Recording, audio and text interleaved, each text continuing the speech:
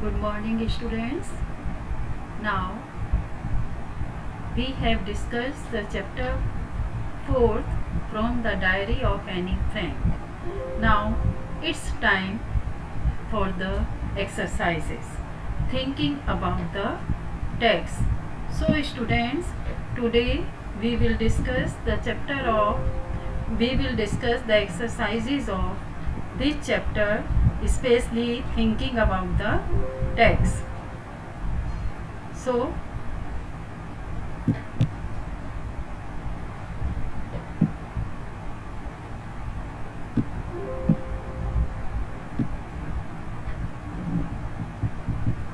now see exercises thinking about the test. Look at the following words. Head mistress. Head mistress. You have seen some words are made with two words. These words are called compound words. As for example, you can see head plus mistress, head mistress, long plus awaited, long awaited, home plus work, homework, note plus book, note work, stiff plus backed, stiff backed, out plus burst, outburst. These words are compound words. They are made up of two or more words. Compound words can be nouns, adjectives, verbs. Nouns, headmistress, homework, notebook, outburst, etc. Adjectives, long awaited, stiff bag. Verbs, sleepwalk, babysit. So, now in this exercise, you have to match the compound words under A with their meanings under B. First is heartbreaking. Heartbreaking means heartbreaking. Which one is? Heartbreaking is producing great sadness. Second word is homesick. Homesick, missing home and family very much. Blockhead. Blockhead means an informal word which means a very stupid person. Law abiding. Law abiding means obeying and respecting the law. Overdue. Overdue means do something to an excessive degree. Next is daydream. Daydream, very common word. Daydream means thinking about pleasant things, forgetting about the present. Next is breakdown. Breakdown, an occasion when vehicles, machines stop working. Output. Output means last. I think everybody knows about it. Which one? Output, something produced by a person, machine or organization. These are the meanings of the compound words. Now see next exercise, phrasal verbs. Phrasal verbs. A phrasal, first of all you should know what is phrasal verb. A phrasal verb is a verb followed by a preposition in, to, with, from, of, an adverb. They are always followed by a preposition or an adverb. Its meaning is often different from the meaning of its parts. Compare the meanings of the verbs get on and run away. In this you can see get on is preposition, run away. In A and B below you can easily guess their meanings in A, but in B they have special meaning. She got on at Agra when the bus stopped for breakfast. Devanand ran away from home when he was a teenager. And now see In B, they have different meaning. She is eager to get on in life. Get on in life, it means succeed. The visitors ran away with the match. Ran away, won easily. So these are called the phrasal verbs. Some phrasal verbs have three parts: a verb followed by an adverb,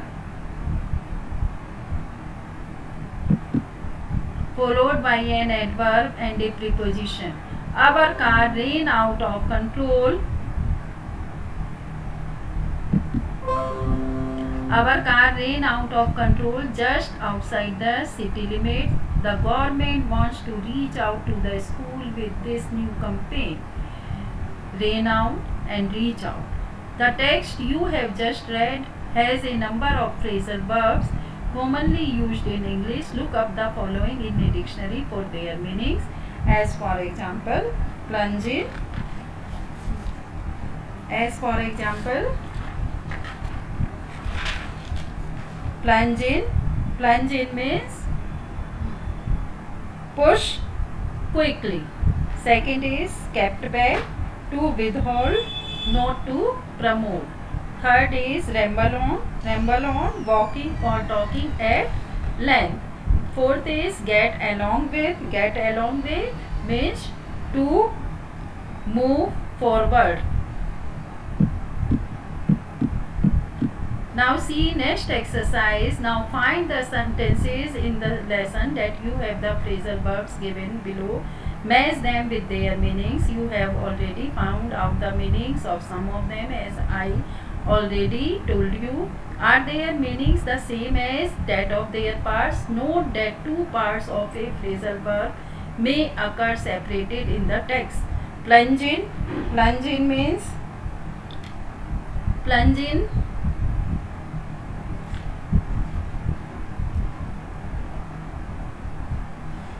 Go straight to the topic. Second is kept back. Kept back means speak or write without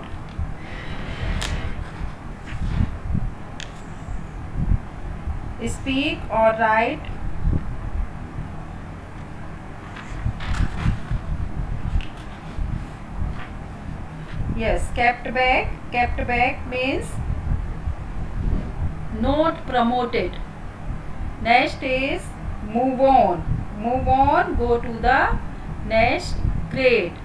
Ramble on. Ramble on means speak or write with focus. Get along with. Get along with, have a good relationship with. Next, calm down. Calm down means remain quiet.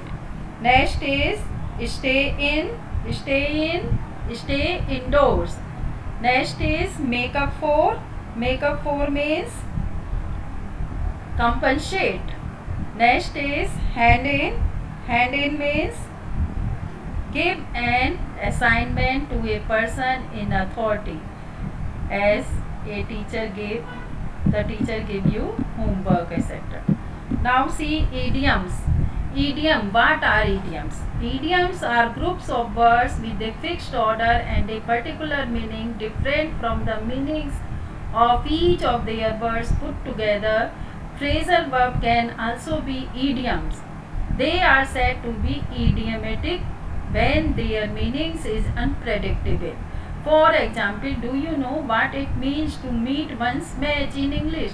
It means to meet someone who is as good as oneself or even better in some skill or quality. Do you know what it means to let cat out of the bag? Can you guess? Here are a few sentences.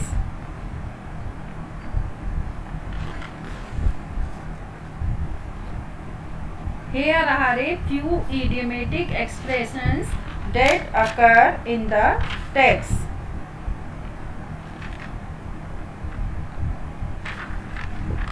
Our entire class is quaking in its boots. Now see, quaking in its boot.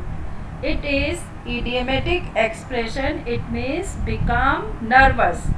Until then, we keep telling each other not to lose heart, not to lose heart, not to feel discouraged.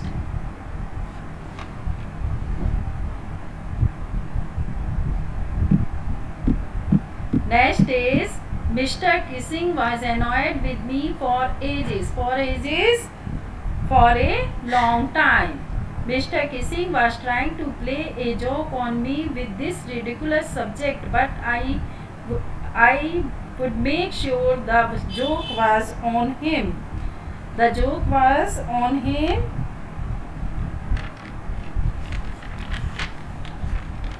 Directed against him at his cost. Now see, here are a few more idiomatic expressions that occur in the text. You have read them. Try to use them in your own sentences. Make sentences of these. Consult the dictionary and use them. Now,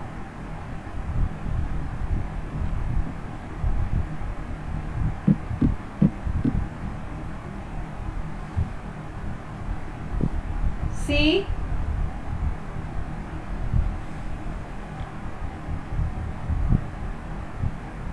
do you know how to use a dictionary to find out the meanings of idiomatic expressions? How will you see the idioms in the dictionary? For example, the expression caught my eye in the story.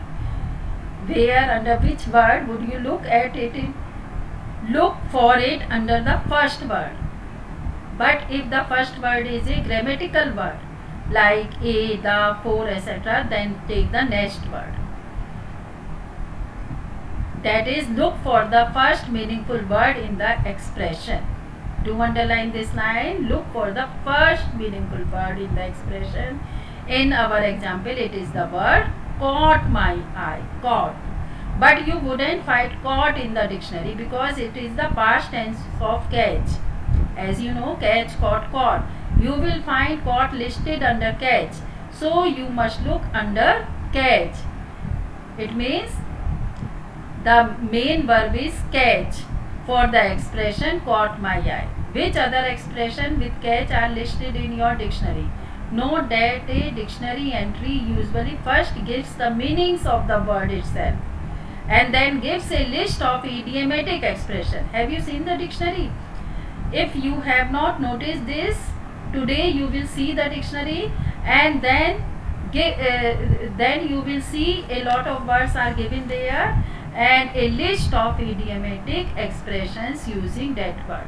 For example, study this partial entry for the noun I for the Oxford Advanced Learner Dictionary. Now you can see this and notice this. Idiom, be all to be watching subject SB, ST carefully and with a lot of interest before in front of SB's very eyes. In front of SB, he had seen his life's work destroyed before his very eyes. Be up to your eyes in Sith.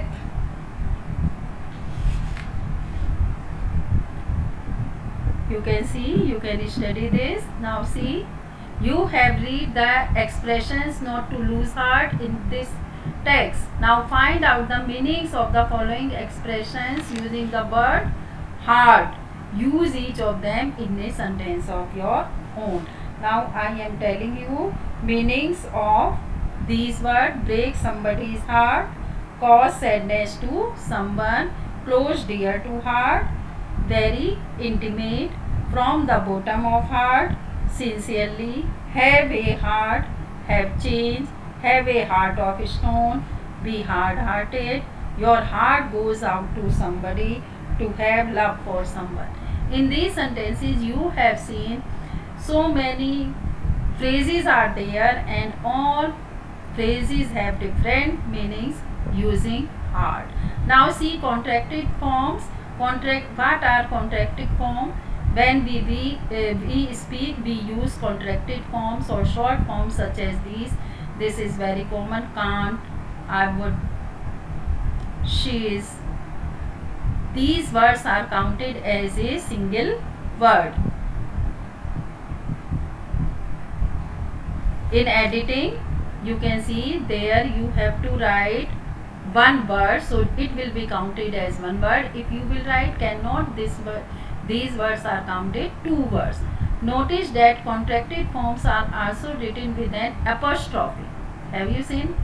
Apostrophe S is used to show a shortening of the spelling of not, would, or is in the above example.